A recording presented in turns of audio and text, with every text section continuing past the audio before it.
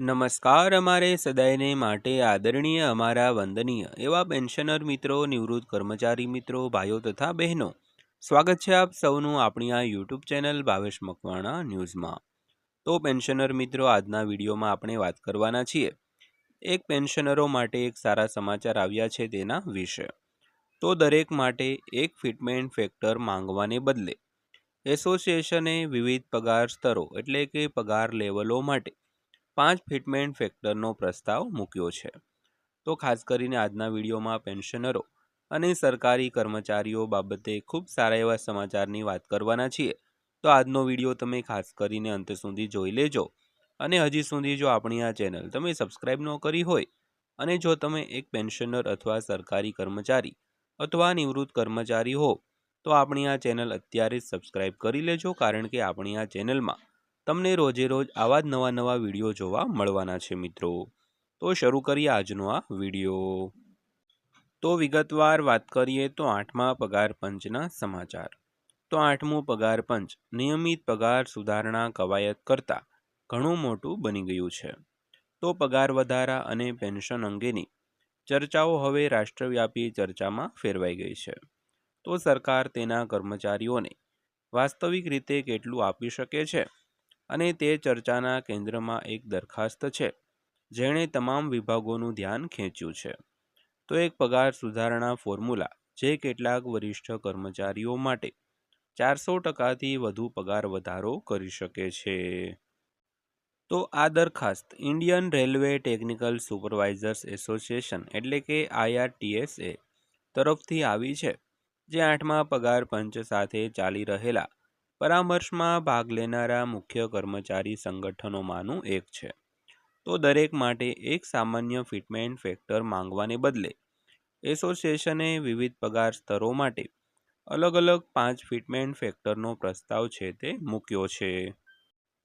તો ત્યારબાદ વાત કરીએ તો તે અગાઉના પગાર પંચોથી એક મોટો ફેરફાર છે. તો દરખાસ્ત હેઠળ સ્તર 1થી 5ને 2.92નો ફિટમેન્ટ ફેક્ટર મળશે. તો 6થી 8 સ્તરોને 3.50નો ફિટમેન્ટ ફેક્ટર મળશે.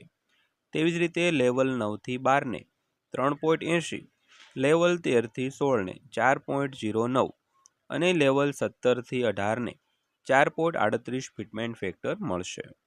તો જો સ્વીકારવામાં આવે તો પગાર પર તેની મોટી અસર પડી શકે છે. ઉદાહરણ તરીકે લેવલ 17-18 હેઠળ 2.5 લાખ રૂપિયાનો બેઝિક પગાર મેળવનાર કર્મચારીને પ્રસ્તાવિત ફિટમેન્ટ ફેક્ટર મુજબ 4.38 ફિટમેન્ટ ફેક્ટર હેઠળ સુધારેલા બેઝિક પગારમાં લગભગ 10.95 લાખ રૂપિયાનો પગાર વધારો જોઈ શકે છે દોસ્તો. તો ત્યારબાદ જોઈએ તો મધ્યમ સ્તરના કર્મચારીઓમાં પણ તીવ્ર ઉછાળો જોવા મળશે. તો પ્રસ્તાવિત ફોર્મ્યુલા હેઠળ સ્તર 6થી 8 હેઠળ ₹45,000નો મૂળ પગાર વધીને ₹1,57,000 થશે. તો એસોસિએશને દલીલ કરી છે કે વર્તમાન સિસ્ટમ જુનિયર અને સિનિયર સ્ટાફ વચ્ચેના પગારના અંતરને અન્યાયી રીતે સંકુચિત કરે છે. તો ખાસ કરીને રેલવેમાં સલામતી અને નિર્ણાયક કામગીરી સંભાળતા ટેકનિકલ કર્મચારીઓ. તો તેમણે ટેકનિકલ રેલવે સ્ટાફ માટે અલગ પગાર માળખું, ઝડપી પ્રમોશન, 5%નો વાર્ષિક વધારો અને પગાર સુધારણાની ગણતરી શરૂ થાય તે પહેલાં 50% મોંઘવારી ભથ્થાને મૂળ પગારમાં મર્જ કરવાની પણ માંગ કરી છે દોસ્તો. તો ત્યારબાદ ફિટમેન્ટ ફેક્ટર વિશે વધુ વાત કરીએ તો આ ચર્ચાના કેન્દ્રમાં એક ટેકનિકલ વાક્ય છે જે હવે સરકારી કચેરીઓની બહાર પણ પરિચિત થઈ રહ્યું છે, તે છે ફિટમેન્ટ ફેક્ટર. તો ફિટમેન્ટ ફેક્ટર એ પગાર પંચ હેઠળ પગાર સુધારવા માટે વપરાતો ગુણક છે અને સૂત્ર પણ સીધું છે: નવો મૂળભૂત પગાર બરાબર વર્તમાન મૂળભૂત પગાર ગુણ્યા ફિટમેન્ટ પરિબળ. તો 7મા પગાર પંચ હેઠળ ફિટમેન્ટ ફેક્ટર 2.57 નક્કી કરવામાં આવ્યો હતો. તો હવે વિવિધ ક્ષેત્રોના કર્મચારી સંગઠનો ઘણા ઊંચા આંકડાઓની માંગ કરી રહ્યા છે. તો કેટલાક સંગઠનોએ 3.83 ફિટમેન્ટ ફેક્ટરની માંગ કરી છે, જ્યારે અન્યોએ તેનાથી પણ વધુ વધારો કર્યો છે. તો નેશનલ કાઉન્સિલ જોઈન્ટ કન્સલ્ટેટિવ મશીનરીએ લઘુત્તમ મૂળભૂત પગાર ₹69,000ની માંગ કરી છે. તો જ્યારે ભારતીય પ્રતિરક્ષા મજદૂર સંઘે ₹72,000 લઘુત્તમ પગાર અને 4ના ફિટમેન્ટ ફેક્ટર માટે દબાણ કર્યું હોવાનું કહેવાય છે. પરંતુ વધતી જતી ઉત્તેજના પાછળ સરકાર માટે એક મુશ્કેલ પ્રશ્ન છુપાયેલો છે. તો શું ભારત આટલો મોટો સુધારો પરવડી શકે છે? તો યુનિયનના પ્રતિનિધિઓએ પોતે ખાનગી રીતે સ્વીકારે છે કે દરેક માંગણી સ્વીકારી શકાતી નથી. તેઓ સ્વીકારે છે કે સરકારે હવે કર્મચારી કલ્યાણને નાણાકીય દબાણ, પેન્શન જવાબદારીઓ અને ફુગાવાના જોખમો સાથે સંતુલિત કરવું પડશે. તો ત્યારબાદ વાત કરીએ તો ખૂબ જ ઊંચા ફિટમેન્ટ પરિબળથી ફક્ત પગારમાં વધારો થતો નથી, પરંતુ તે વિભાગોમાં પેન્શન, ભથ્થા, બાકી રકમ અને લાંબા ગાળાની નિવૃત્તિ જવાબદારીઓમાં પણ વધારો કરે છે. તો અને આ સરકાર કેન્દ્ર સુધી મર્યાદિત નથી.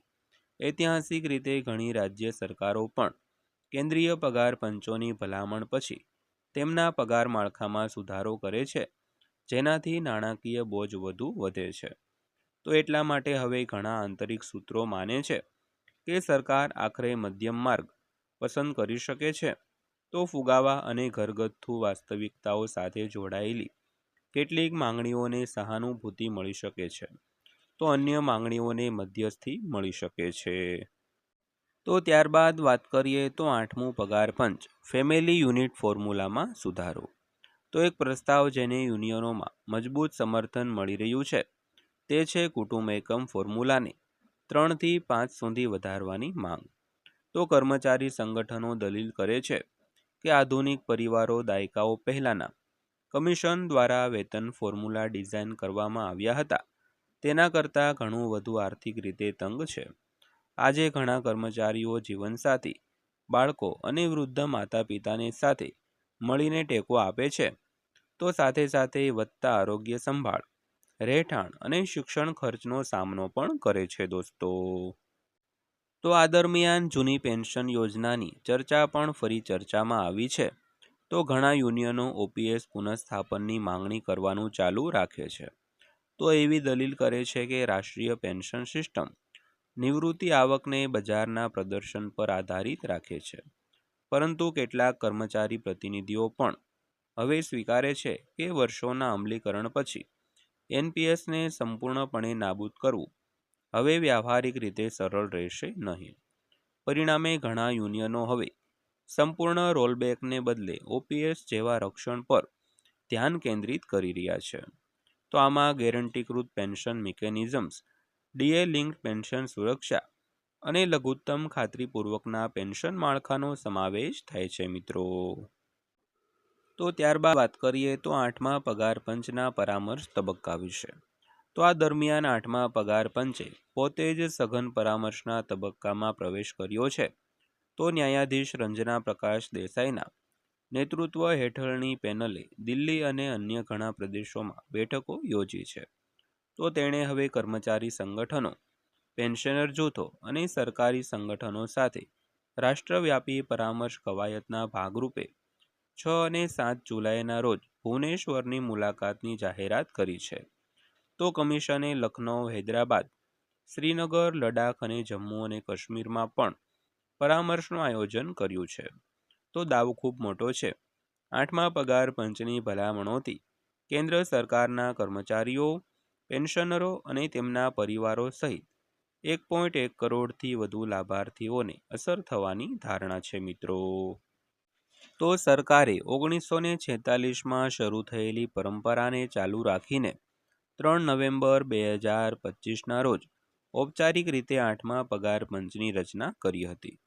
તો ત્યારથી ભારતમાં 7 પગાર પંચ જોવા મળ્યા છે, સામાન્ય રીતે દર દાયકામાં એકવાર.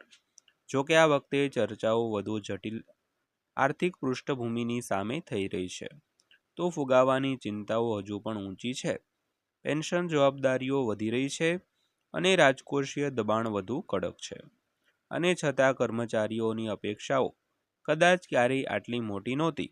એટલા માટે જ ચાલુ પરામર્શ પર આટલી નજીકથી નજર રાખવામાં આવી રહી છે દોસ્તો. તો દોસ્તો આ હતી આજની માહિતી પસંદ આવી હોય, વિડીયો સારો લાગ્યો હોય તો વિડીયોને એક લાઇક કરજો અને આવા જ વિડીયો રોજે રોજ જોવા માટે આપણી આ ચેનલ સબસ્ક્રાઈબ કરી લેજો. તો ફરીવાર પાછા મળીશું એક નવા વિડીયો સાથે, નવી માહિતી સાથે. ત્યાં સુધી સૌને જય હિન્દ, વંદે માતરમ.